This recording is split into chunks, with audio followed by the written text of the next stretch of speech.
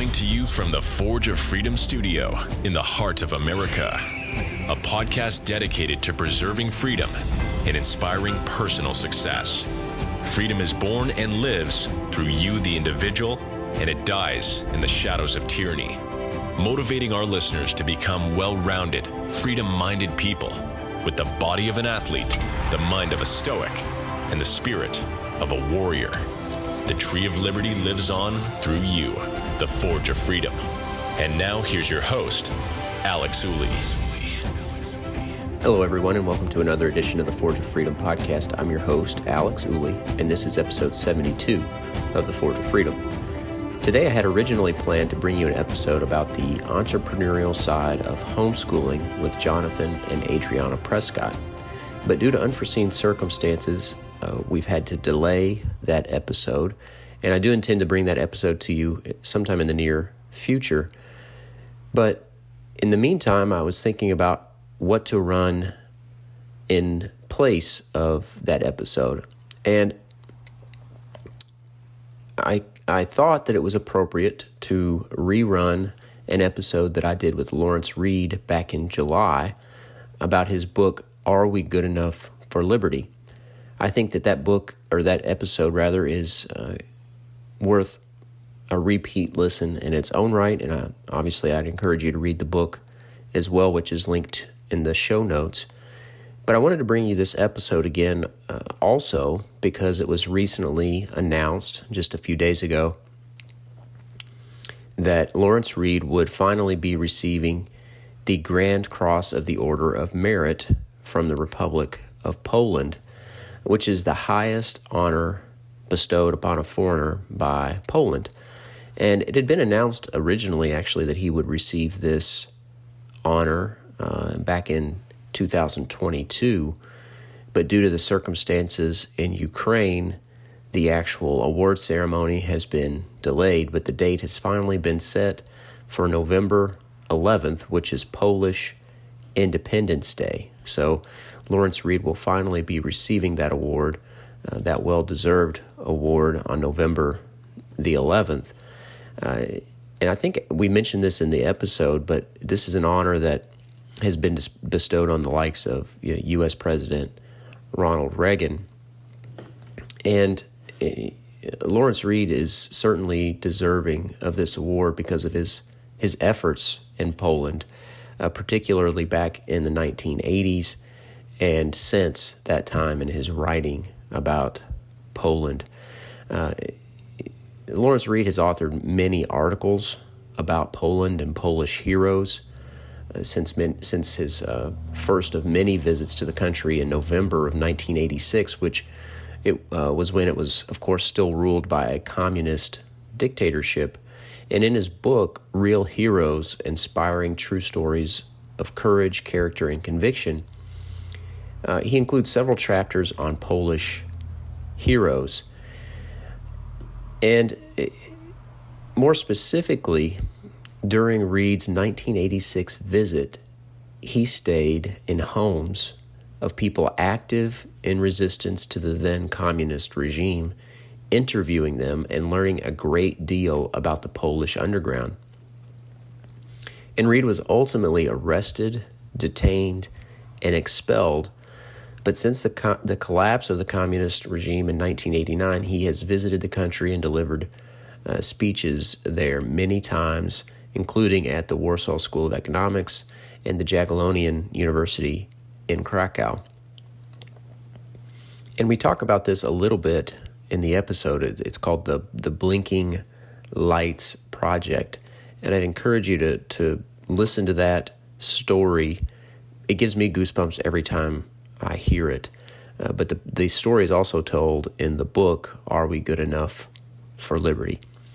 So with that said, I hope you enjoy the episode. If you haven't already listened to it, if you're listening to it for a second time, I hope you pick up on some things that you didn't pick up on the first time.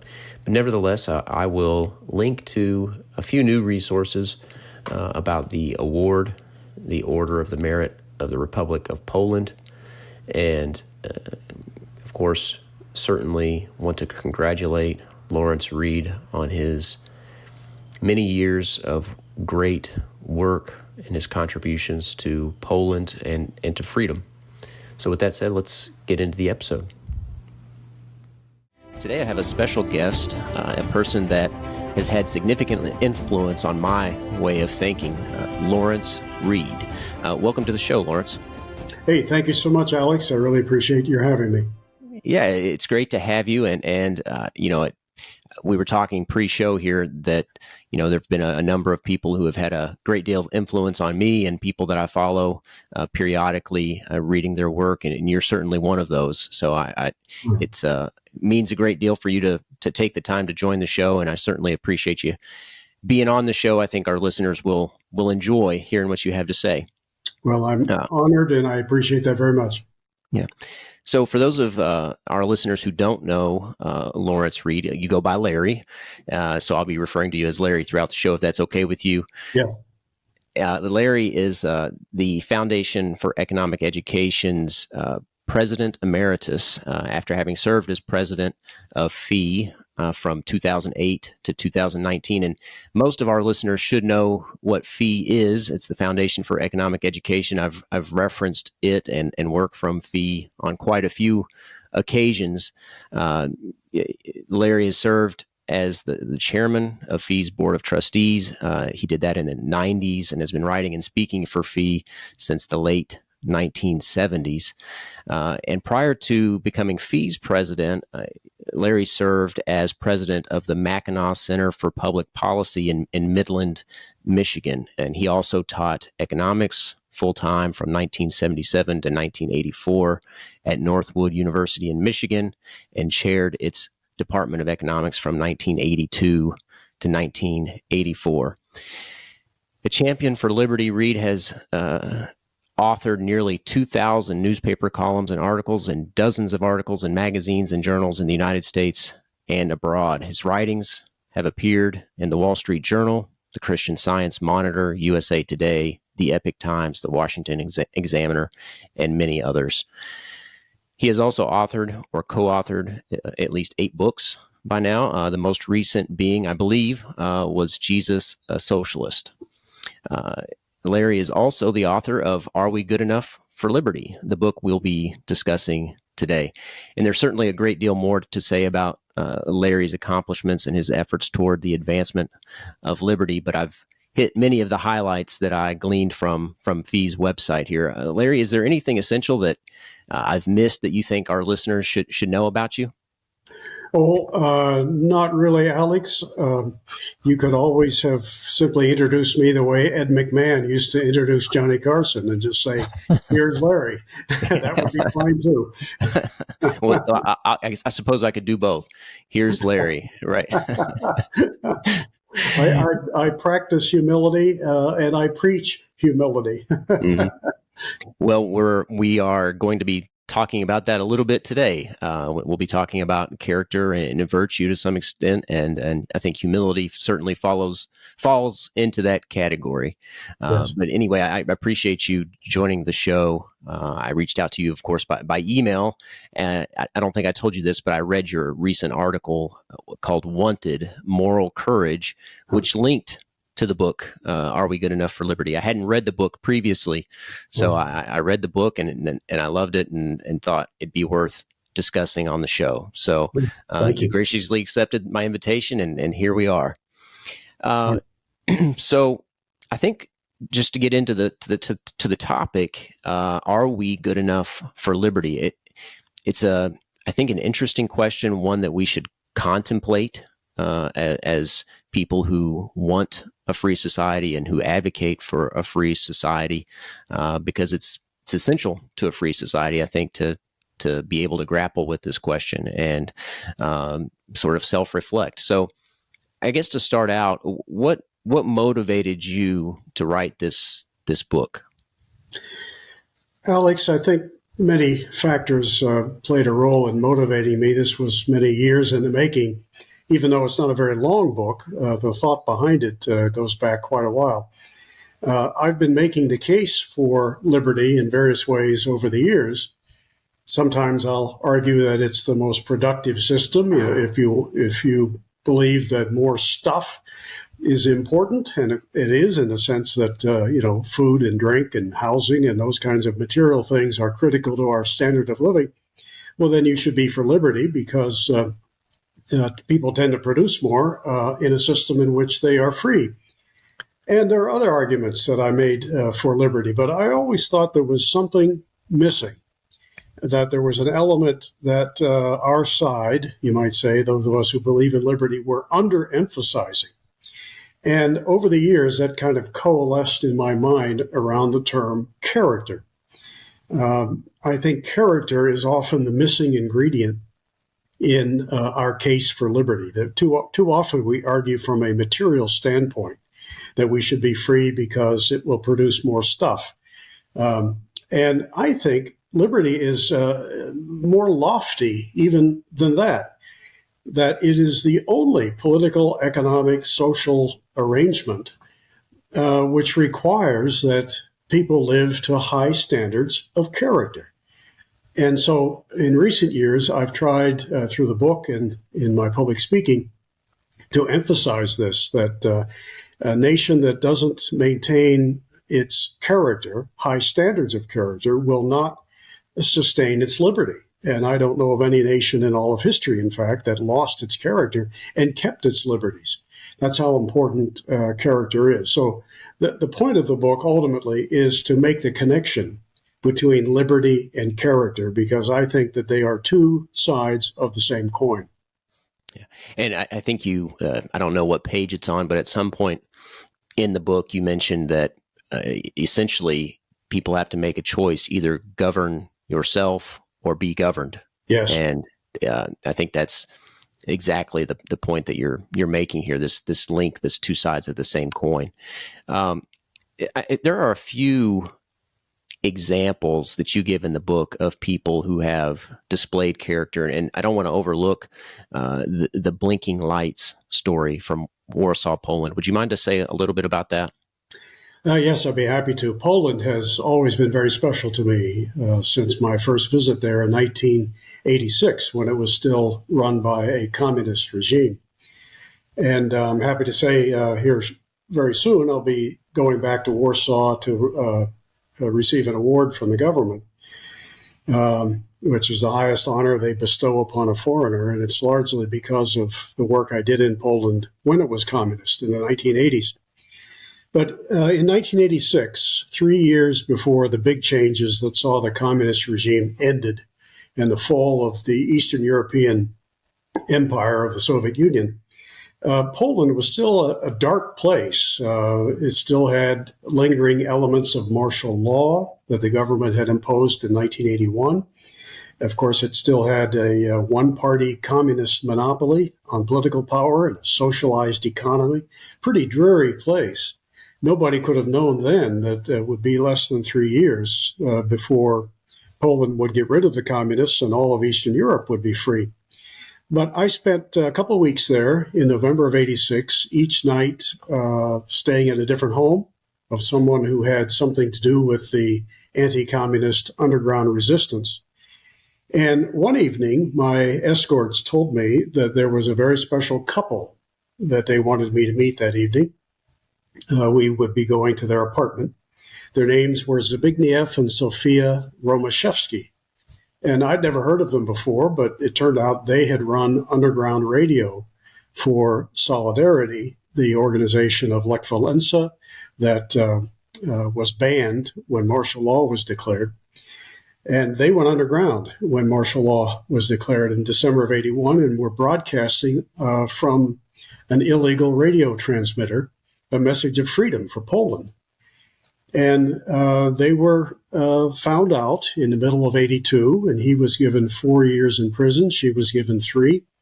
And in November of 86, when I was in their apartment, neither of them had been out of prison for very long.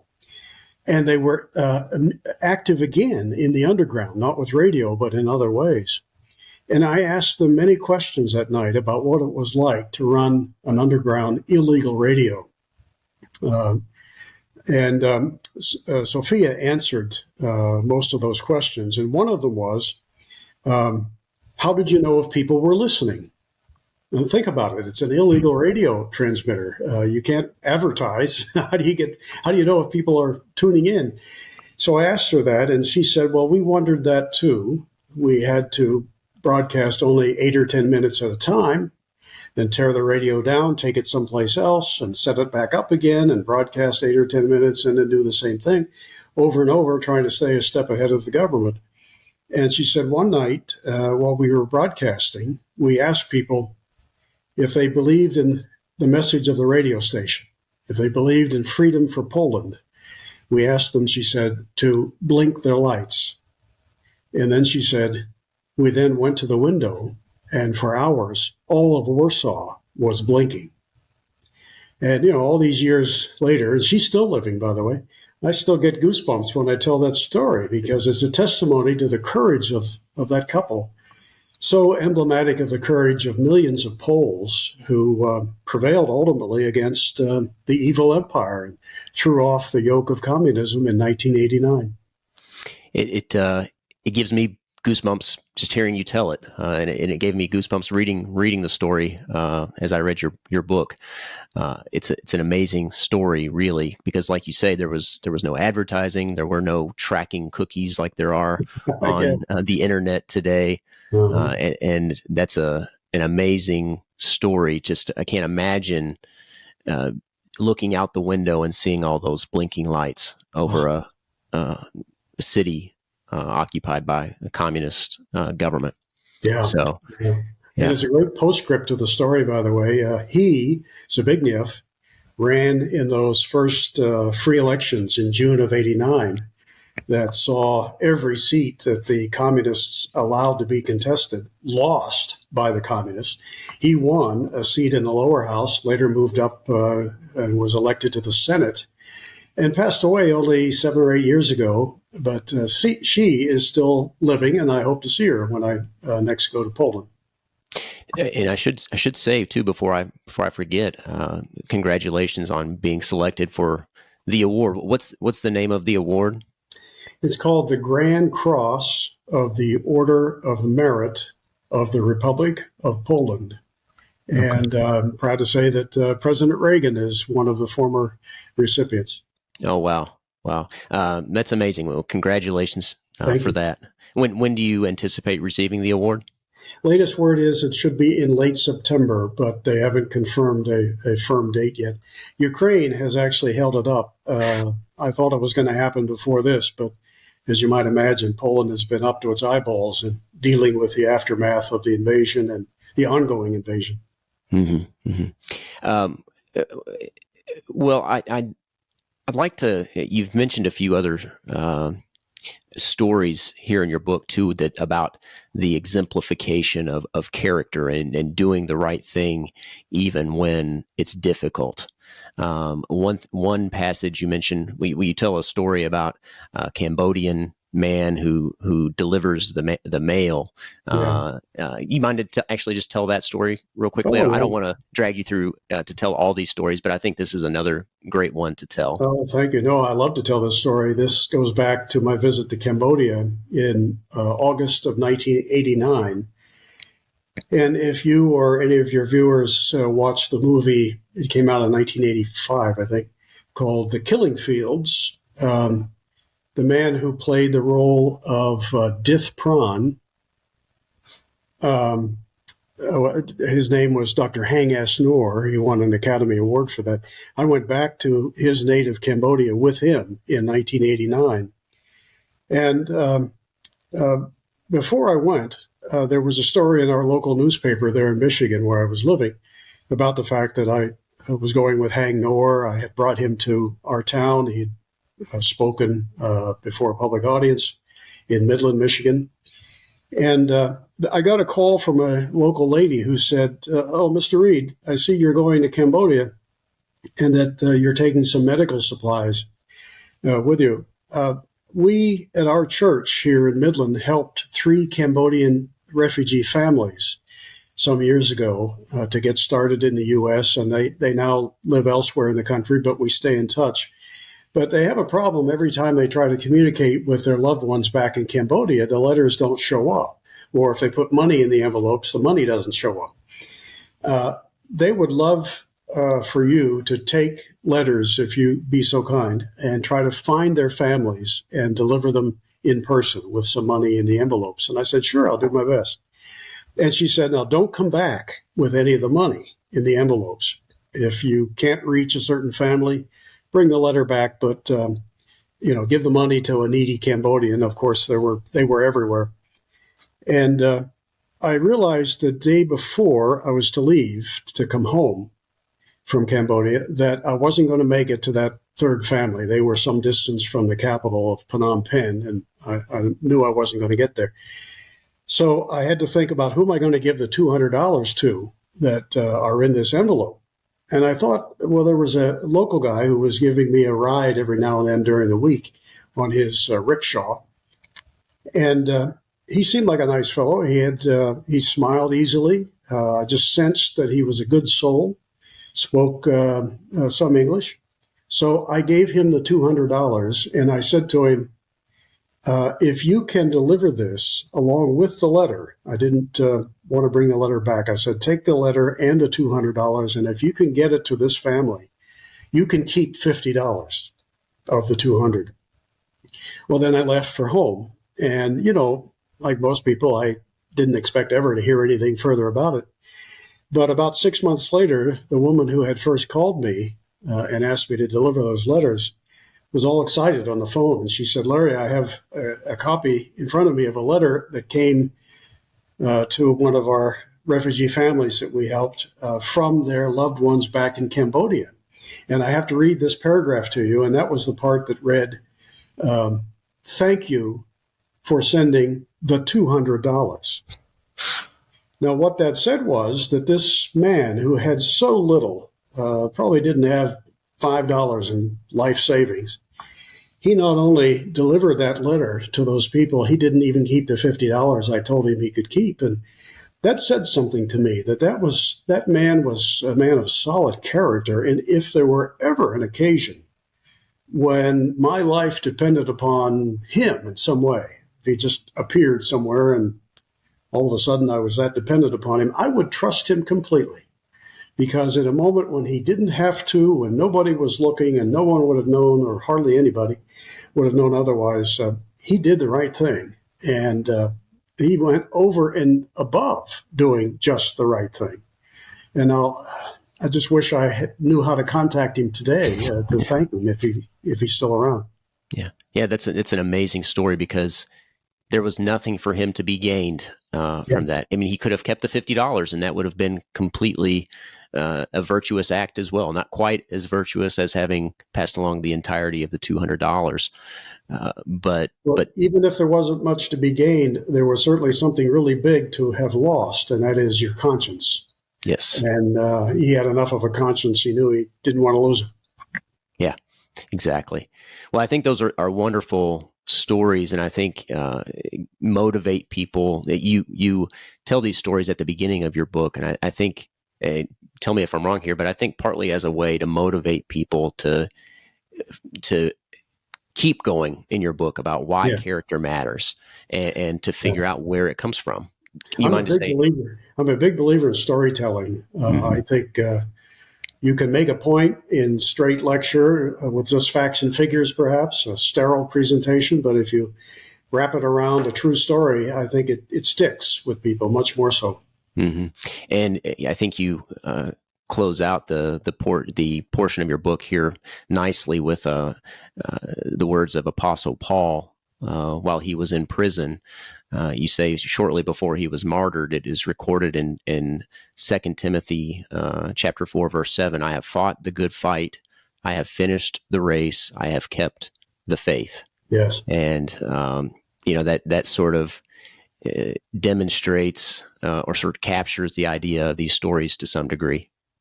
Yeah, I think so. And I often refer to that passage in public speaking because I want people to know that the one thing over which they have the greatest control is their personal character.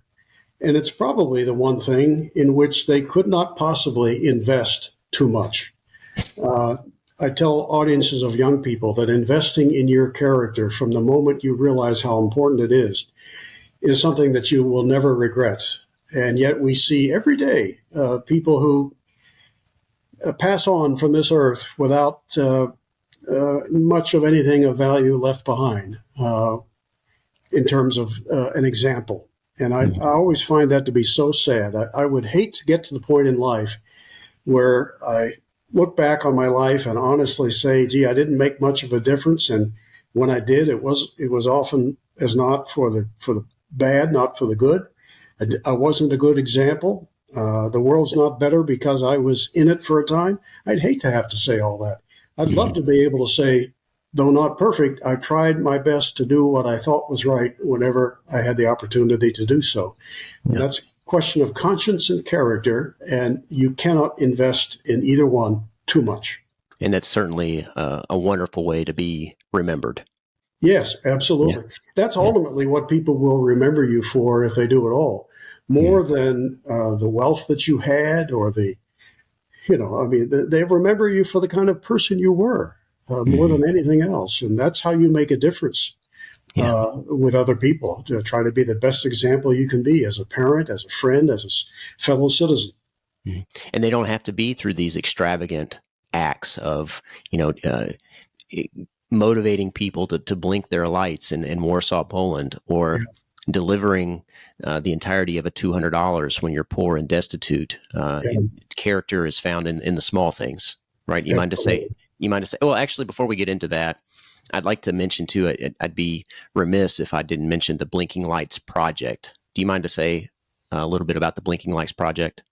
Yes, that is something that we inaugurated at the Foundation for Economic Education some 9 or 10 years ago, I think. And of course, I retired 4 years ago, and with a new president, it may have a little different emphasis than it did under me, but because it was so personal to me and my first visit to Poland. But the Blinking Lights Project was a way of not only memorializing that great moment in 1986 when Sofia Romaszewski shared that story with me, but also a way to spotlight other people who are themselves blinking lights. So as part of a project, we created a Blinking Lights Award, and we gave it over the years to people who exemplify strong character in difficult circumstances. One is a man still living, still teaching in Caracas, Venezuela, Daniel LaHood.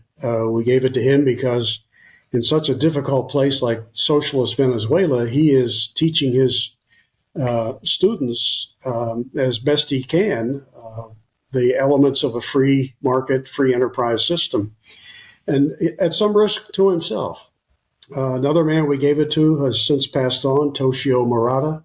He was one of the best economists from Japan that country produced in the last century.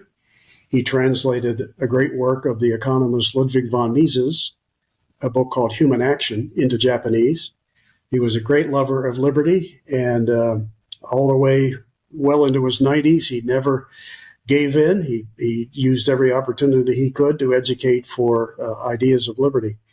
And a few other people over the years, just to recognize people who are blinking the light of liberty, even though they may not be getting public awards and commendations. They do it because it's the right thing to do, and they love doing it.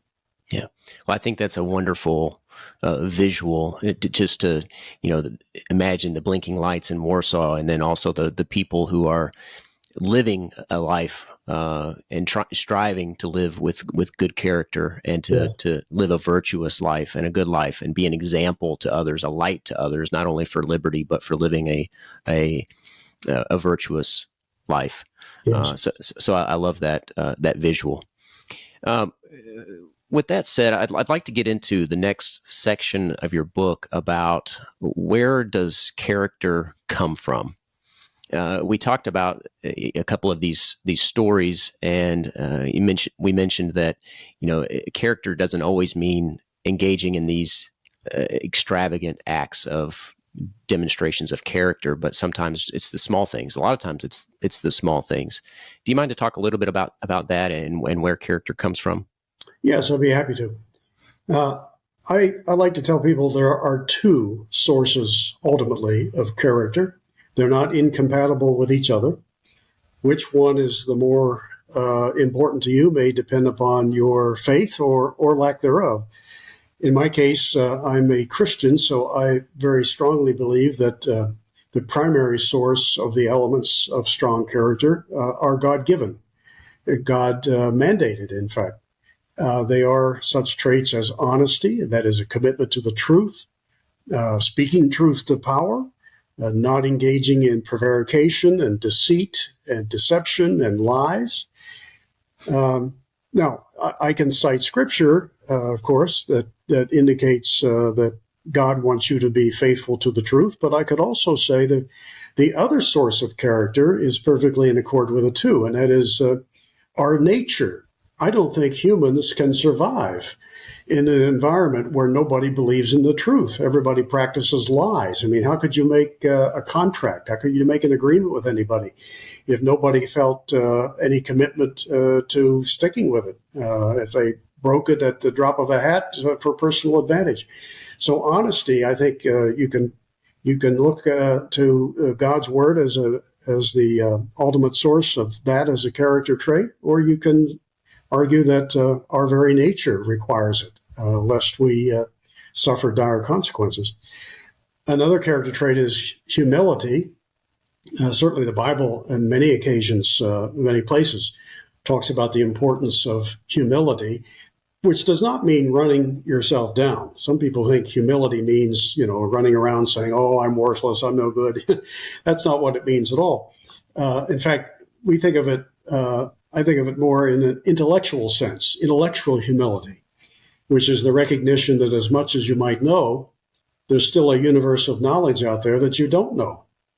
And that's the way God created the universe. But I think if you didn't think of God at all, you'd have to be led to the same conclusion, that as much as any of us knows, as much as all of us together know, that's still nothing compared to the knowledge out there that we don't know.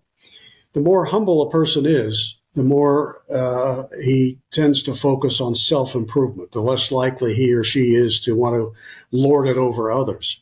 It's a full-time job just keeping your own character straight and honest and living your own life well, let alone trying to, force everybody else into your plan.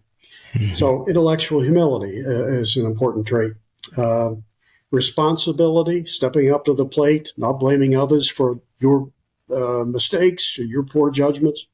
Courage is another element here in character. I don't think a timid people will be a free people, because the world is full of people who would be happy to take your liberties from you if they thought they had the chance.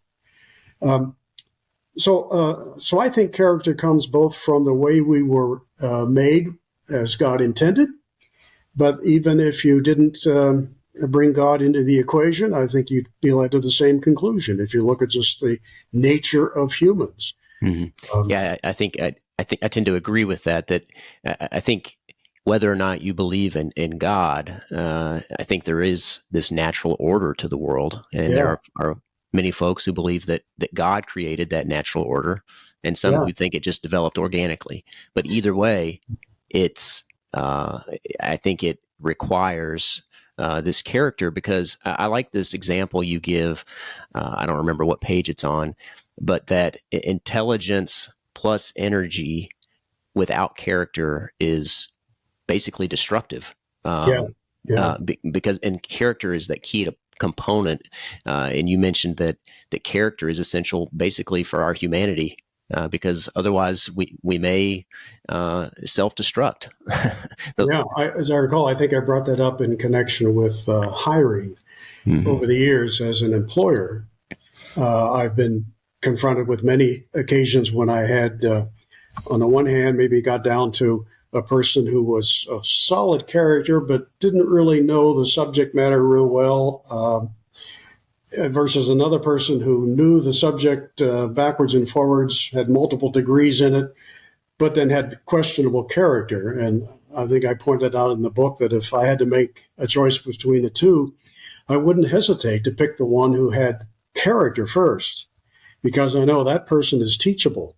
that person is going to be honest enough to admit they've got a ways to go and will work at it and be good to work with. But you find somebody who may know everything about the subject, but is of lousy character, you hire that person, they can do you immense harm. Mm-hmm. Yeah, I think the world would certainly be a better place if there were more people like the poor Cambodian man, not necessarily the poor part, but people who had his character. Yeah. And even though he may not be educated in the least, at least he had the character, as you say, to sort of mold and to work with. Yeah, absolutely. I think I'd hire him for anything. Yeah. And you also mentioned another passage from the Bible here, Luke 16:10. This is one of my favorites. Unless you are faithful in small matters, you will not be faithful in large ones. Yeah. And I think that the Cambodian man is a perfect example of that. Oh, exactly. Yeah, I think so many people cut corners because they think, it's such a small thing. Who will care? It's no big deal. But that's the beginning of the so-called slippery slope. And a person who cuts the corners on the small things will, in time, I think, be more than willing to cut corners on the big things. And I want to be able to say, and I think most people would too, when you look back in your life, that even in the small things, you try to do what you knew to be right, and weren't the kind of person who prevaricated and cut corners just for short-term advantage. Yeah. And as you say, too, after this passage, even those of no faith should see the wisdom of it. And I think that's true. Yeah. One of the things I like to tell audiences is consider how we were made, whether you think we're an accident or whether we're the result of intelligent design, a God, a creator. Well, we're not carbon copies of each other, are we? I mean, you take all 8 billion people alive today and all the who knows how many billions that have been alive on this earth, no two of them have ever been, as far as we can tell, exactly alike. The same person has never lived twice. And that speaks volumes about the importance of liberty, of freedom. I mean, if we were all just robots, no different one to another, that would make a case, I guess, for there simply to be some wise planner out there who can program us all. But that's not the way we were made. We are unique, each and every one of us. And that tells me that to be who you were intended to be, who you are, you have to be given substantial freedom. If somebody else is telling you at every turn what to do, you're not living your life. He's living his life through you. And you can come to that conclusion whether you believe we were created or whether we're just some cosmic accident. Mm-hmm. Yeah, I think that's generally the problem with most government action is it takes a one-size-fits-all approach to humanity, and we're all unique, as you say, and I think prosper and achieve our humanity through freedom and acting out, our life in the way that we find to be most fulfilling. That's right. Yeah. That I like to use the concept from the ancient Greeks of eudaimonia, achieving this sort of more fulfilling happiness, not the pleasure that we so often seek in modern society, but a higher degree of happiness. And I think that's consistent with what you've written here as well. Yeah, I think you're right. That reminds me of how, so many people like to dismiss people in the business world, entrepreneurs. They say, oh, well, they're just after wealth. They just like to sit around and play with their gold coins. But most of the entrepreneurs I know get far more fulfillment out of the sense of accomplishment, of pleasing customers, of solving problems, creating something. They get more satisfaction out of that than they do personal wealth that flows from it. Mm-hmm. Yeah. I like this point too. You've made this through our conversation here in different ways, but you say people who lack humility become arrogant, condescending, know-it-all central planner types. And I think that's exactly the type of person that typically occupies positions in government, unfortunately. But it sort of goes along with this notion of the fatal conceit, right? This thought that we know better than most, and we can micromanage other people's lives. And that's exactly the opposite of the position that you're advocating and that we're advocating on this show. Would you mind to say just a little bit more about that? Yeah. Leonard Read, no relation, but he was the founder of the Foundation for Economic Education. He used to say that every human being starts out like an egg, and we hatch, and then we grow, and we all grow in our own direction, influenced by endless factors. But the bottom line is that, what we ultimately as adults decide to do and how we govern our lives personally will tell the tale more than anything else. He pointed out that at some point, every human, as an adult, if not as a child, should recognize that there's so much knowledge they don't know. We should look at creation around us in awe. That as much as we've learned about it in the last 50, 100 years with so much advance in science and technology, there's still as much to learn as ever. And that'll be true, just as true on the day we depart this earth as it was the day we entered it. And if we understand that, then the last thing we should want to do is to act toward others as if we know all there is to know to run their lives.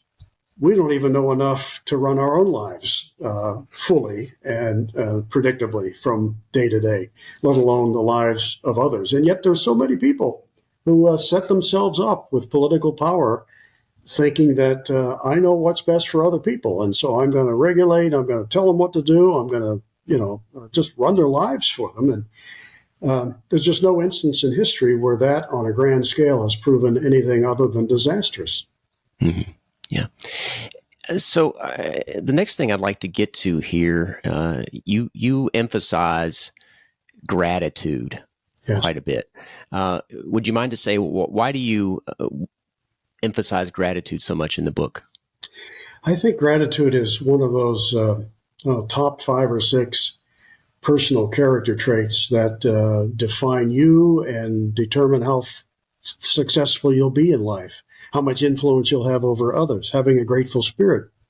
There was a team of bioethicists led by a man named Emmons some years ago who wrote a book. I don't recall the title, but the author is Mr. Emmons or Dr. Emmons. I have it here in front of me.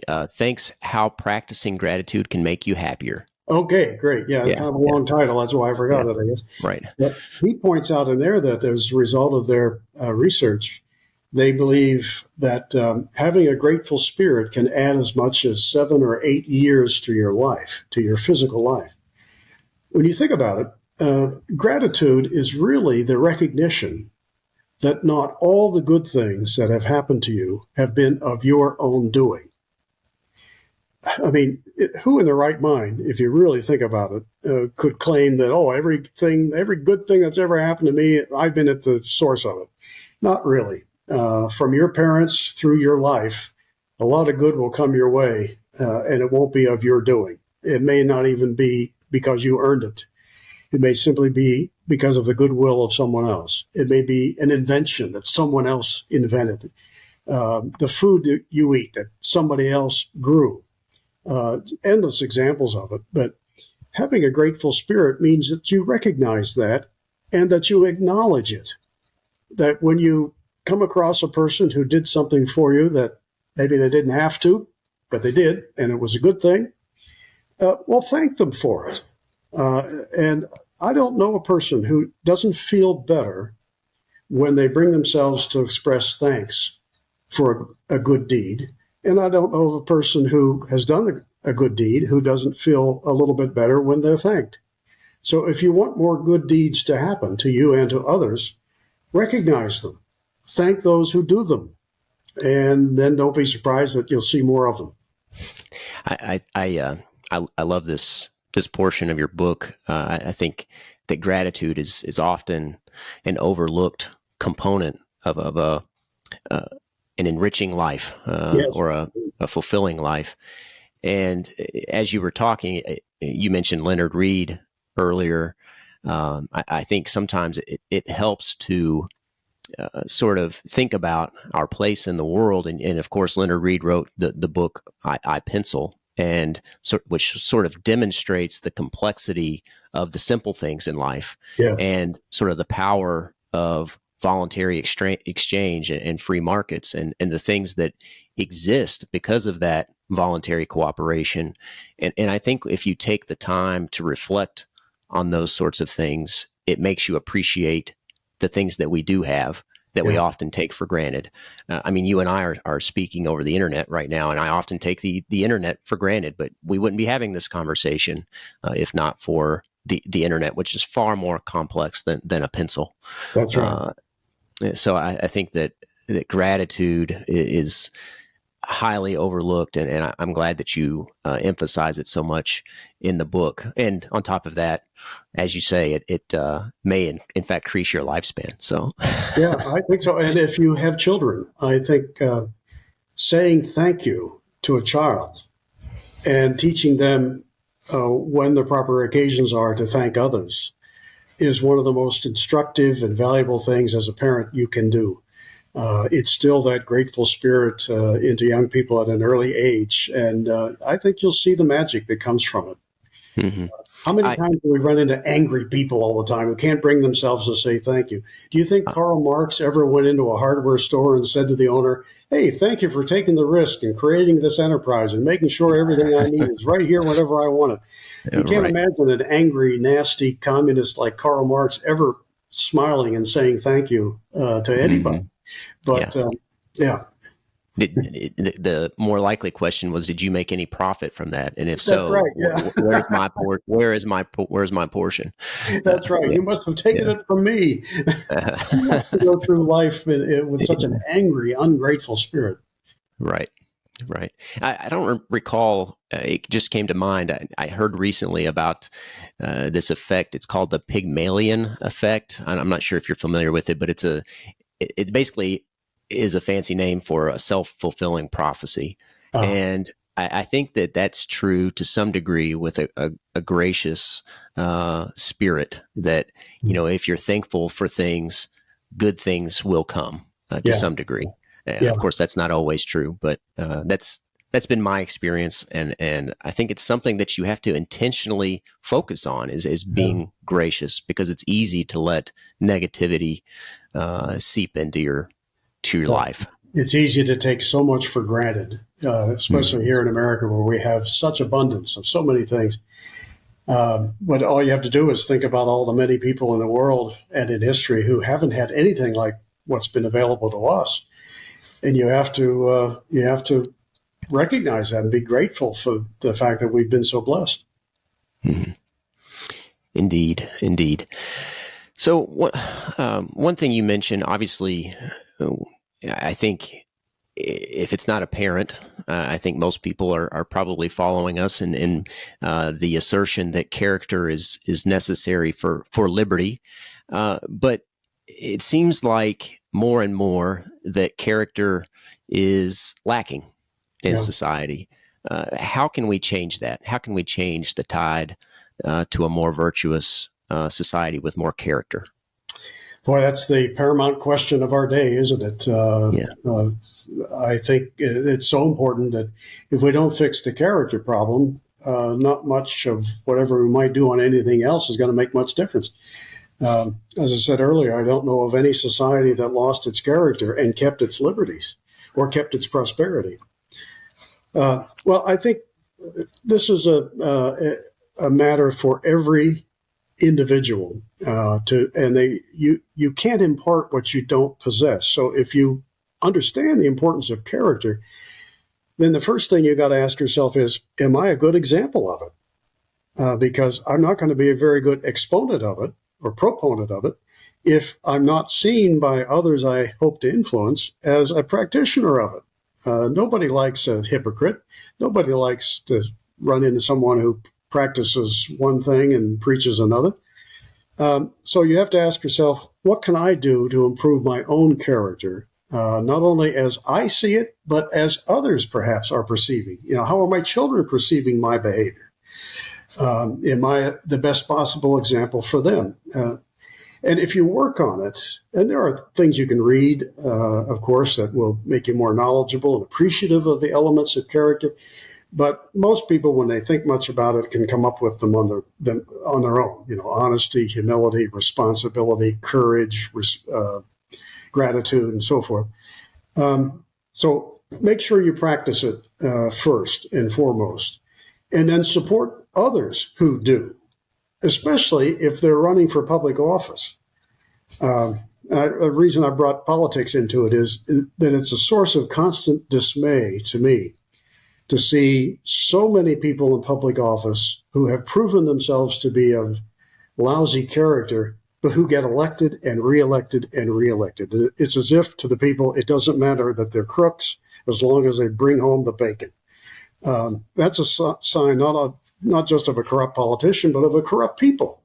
Well, you and I'm sorry to interrupt here, but you tell a story about an ethanol subsidy in the book. Do you mind to just say something about that real quickly? Yeah. Are you thinking about the soybean farmer? Is that the example? Yes. Okay. Yes. Yeah. He was a very good friend. I always thought highly of him. He's since passed on, but very good friend and a soybean farmer. And when I was running the Mackinac Center, he was one of our staunchest supporters. But he told me one day, he said, "Larry, I'm for freedom and free markets in everything but soybeans." And he he actually meant it. And I thought, well, nobody's perfect, but my goal in life was to try to get him to realize that even subsidies for his important work were not morally defensible. Mm-hmm.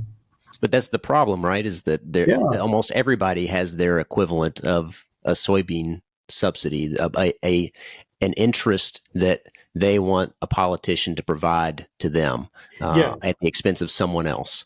That's right. And it gets to the factor I just mentioned about being a good example. How could such a person make a case to anyone against government subsidies and in favor of personal reliance and free markets if everybody knows he's on the take himself? Mm-hmm. It just undermines your persuasiveness to be a bit of a hypocrite on that, even though you mean well.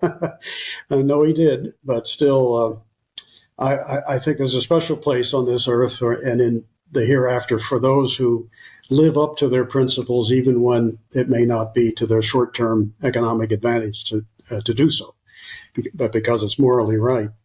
But today, so many people cut corners all the time. They make exceptions for what they know to be true and right all the time. And I don't know of any society that did that on a wide scale that didn't end up in the dumpster.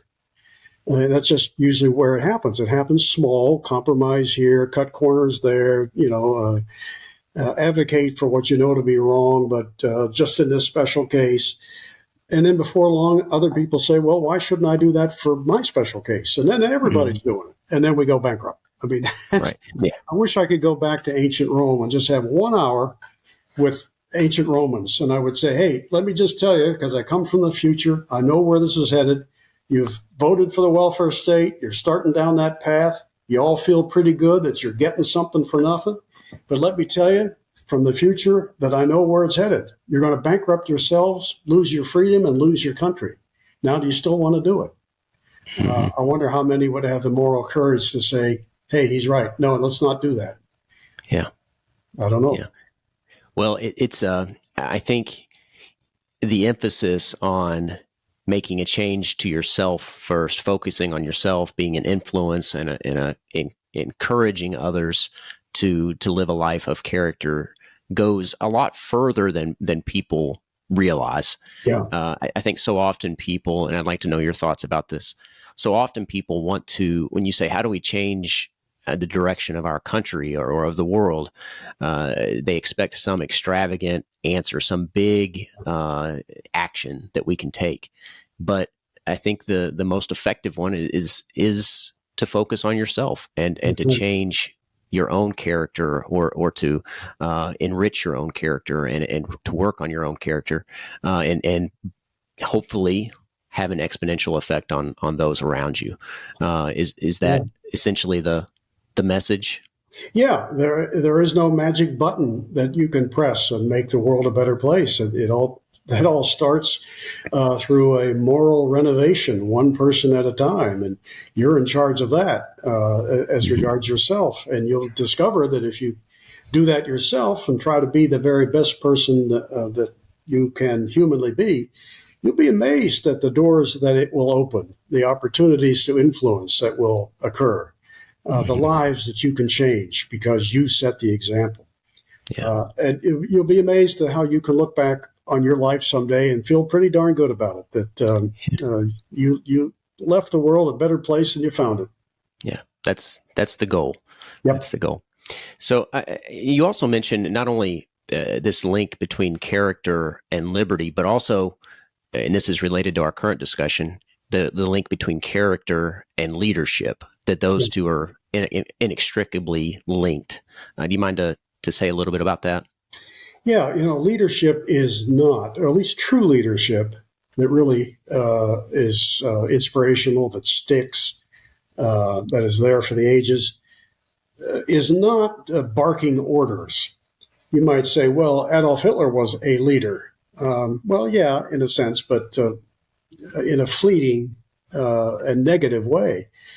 A true leader, the one that people admire, the one that people want to follow, not because they have to follow him, but because they want to, is the kind of leader who leads by example, that you look up to and say, wow, I can take that person's word to the bank.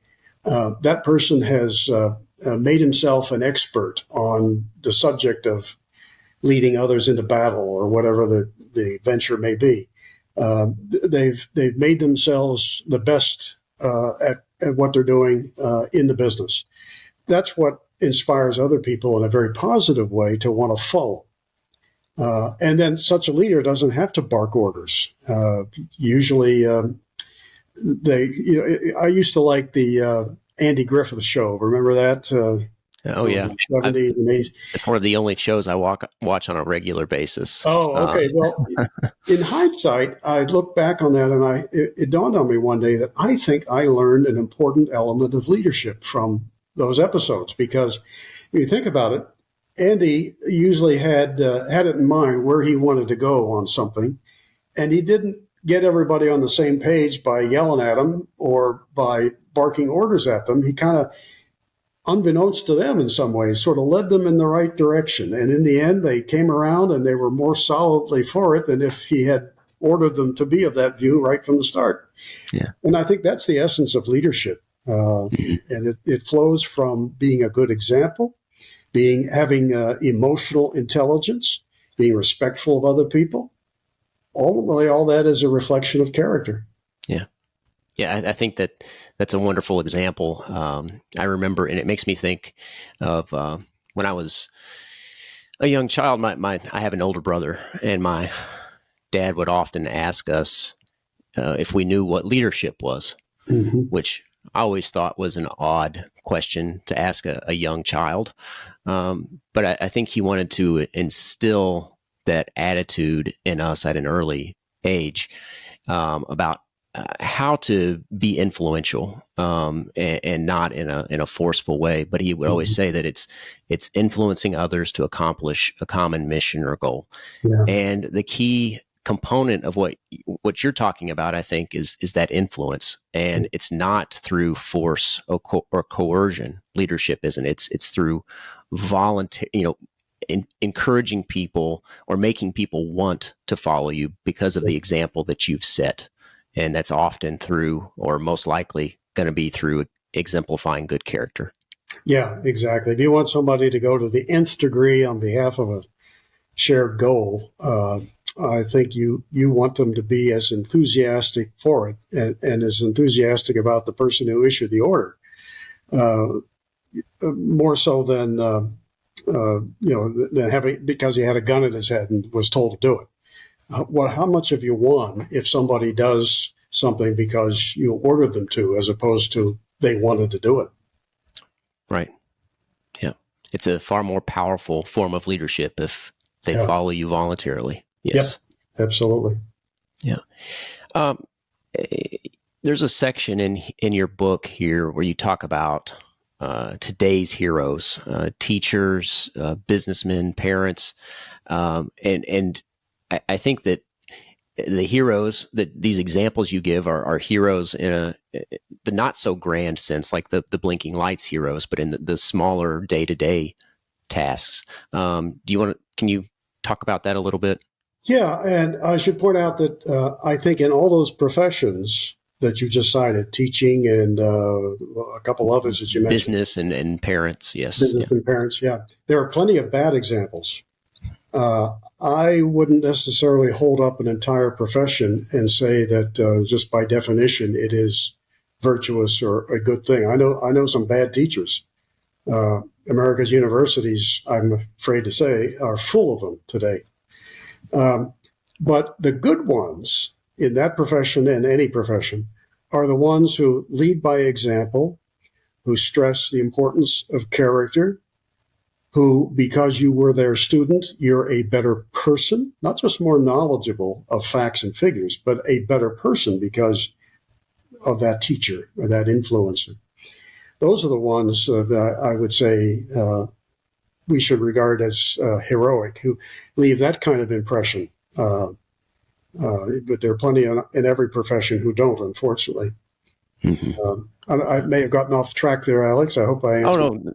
Oh, no problem. I think that I just wanted to draw out the fact that the people that we think of as heroes are often right. not the people that are on TV necessarily. They're the ones doing displaying character day to day in their everyday life. Yeah. Especially the ones who do it when they don't have to, mm-hmm. when to act in a different way might have given them some short-term material advantage, but they did the right thing anyway. Those are the ones that I elevate to heroic status, who live lives of heroism, not just moments of heroism, but lives of heroism every day. Yeah, it's easy to, I think, to go in spurts and to summon up the energy to do the right thing now and then, but to do it day in and day out is a totally different endeavor. Yeah. We are really we're like gems just out of the mine that need to be polished, and sometimes polishing is rough on us. But in the end, we're better people if we allow ourselves to be polished by circumstances that and allow our character to be so elevated by the circumstances we face. We're not better people if we face our circumstances in a way that is destructive of our character, doing things to get by for the moment. I think you're rougher than before the polishing began. Yeah. That reminds me of I'm going to botch the quote, but and you may know it. I'm not sure, but basically that people, an individual is both the sculptor and the stone, and the idea is that there isn't character without some pain. You have to shape yourself, to mold yourself. Yeah. And I think that's true. You have to do difficult things if you're going to live a life day in and day out that's displays character and is virtuous. But some might say, and you've alluded to this, what's the point of it? Why should we take the hard path, the path that maybe will require this pain or tough decision making? You mentioned, that it's a good way to be remembered if you live this life. Mm-hmm. It also helps you live with a clear conscience. I think those are both great things. But why else should people care about living a virtuous life and one of character? Well, if one is a believer in the Christian faith, and since I am, I'll start by elaborating on that. I want to be a person of good character because I believe that's what my Creator commanded that I do. I think He knew what He was talking about. But even if I were not a believer in God and His commandments, I think I would, just by my understanding of human nature and of science, and I would come to a lot of the same conclusions that because we are unique individuals, it's very important that each of us treat everyone else in the same fashion that we would want to be treated. They have the same rights to life, liberty, and the pursuit of happiness that I have. And it simply is disrespectful to our fellow citizens to be dishonest with them, or to be arrogant over them, or to be unhumble and irresponsible toward them, or to be timid in the face of their assaults if they're bad people. So I'm thinking that all these character traits that we've talked about that are so important to solid, strong, good character and freedom really amount to the golden rule in practice. Treat others as you would want them to treat you. And otherwise, you're kind of behaving like you're some special creature, but you're just as human as everybody else. What makes you so special that you get to dictate to them if they can't dictate to you? Yeah. I think that's a wonderful example, and a good way to say it, that it's the golden rule in practice. I think the other component of it too, and I'd like to hear your thoughts on this, is that I think so often people think that acting in a way that isn't virtuous is the easier path, but it may be in the moment, but it's not long term.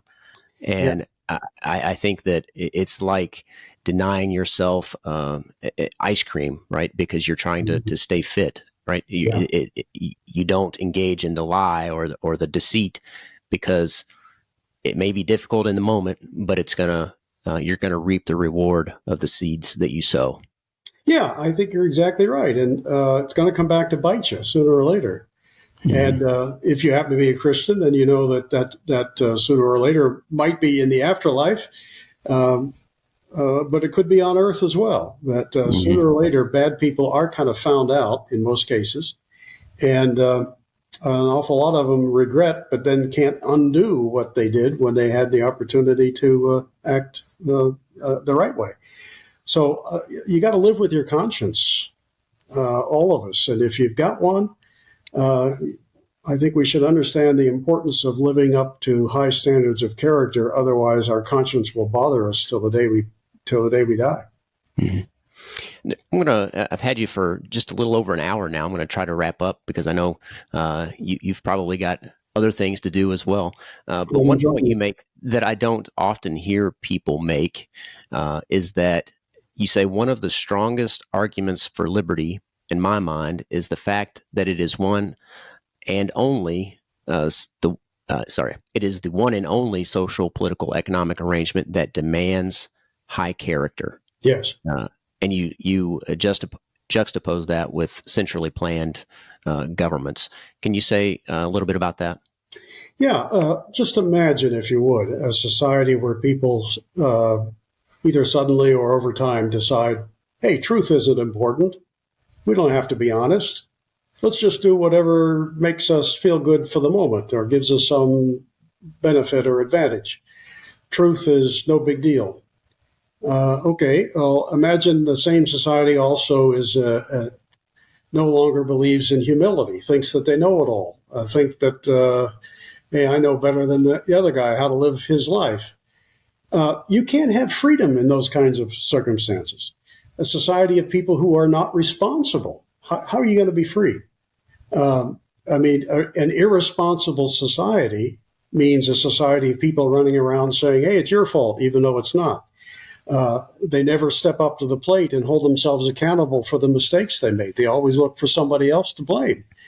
How can freedom exist in a society where everybody's trying to pin false blame on other people or being dishonest toward them? I mean, a dishonest, unhumble, impatient, timid, irresponsible people will not be a free people. You will end up with some kind of socialism, communism, some strongmanism that will run everybody's life, because otherwise you have chaos.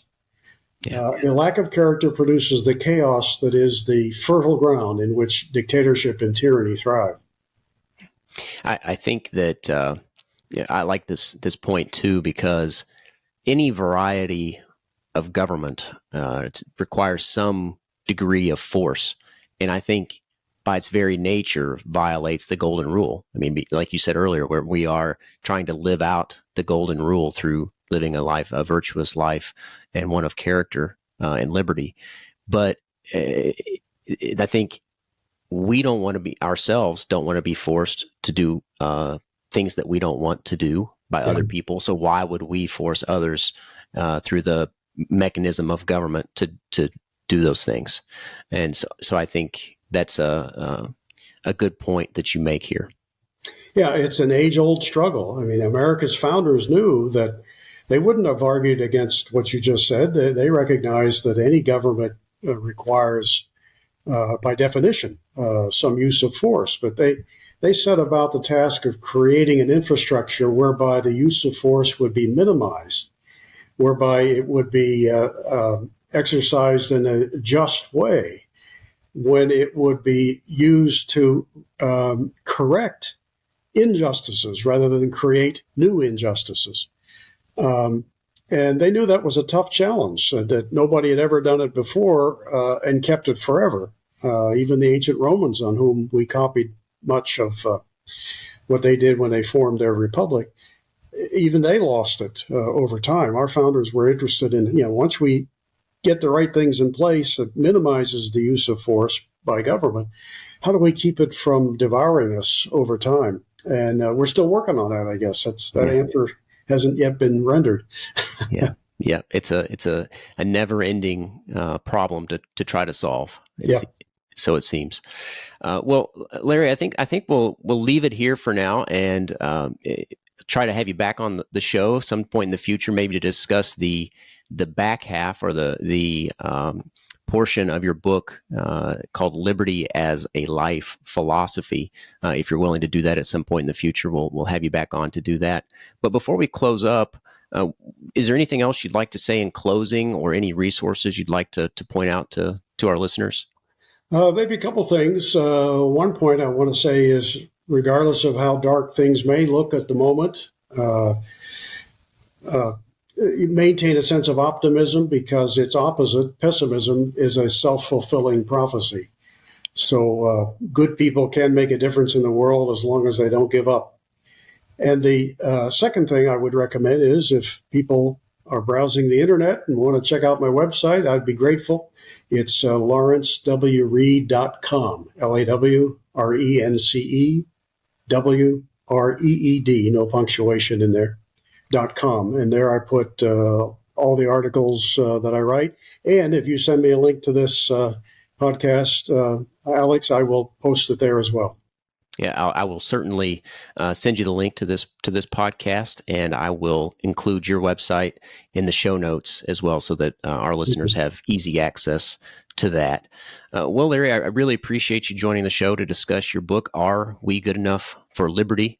And I'll link to that in the show notes as well, so that folks can access the book. And to close up here, I'll just finish, I think, with a quote that I got from page 13 of the book that I think is really great. It says, "If you want to be free, if you want to live in a free society, you must assign top priority to raising the caliber of your character and learning from those who already have it in spades. If you do not govern yourself, you will be governed." So, yeah. Thanks again, Larry, for joining the show. I really appreciate your time, and I enjoyed the conversation. Thank you. Thank you very much, Alex. All right. Thanks, everybody, for tuning in. I hope you enjoyed it. If you did, don't forget to give it a thumbs up and subscribe to help spread the message of freedom. Until next time, remember, you are the Forge of Freedom. Thanks for listening to this episode of Forge of Freedom. Be sure to subscribe wherever you heard this podcast so you never miss a future episode.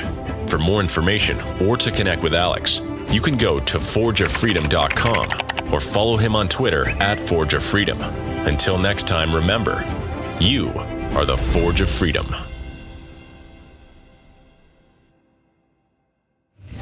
Thanks for listening to this episode of Forge of Freedom. Be sure to subscribe wherever you heard this podcast so you never miss a future episode.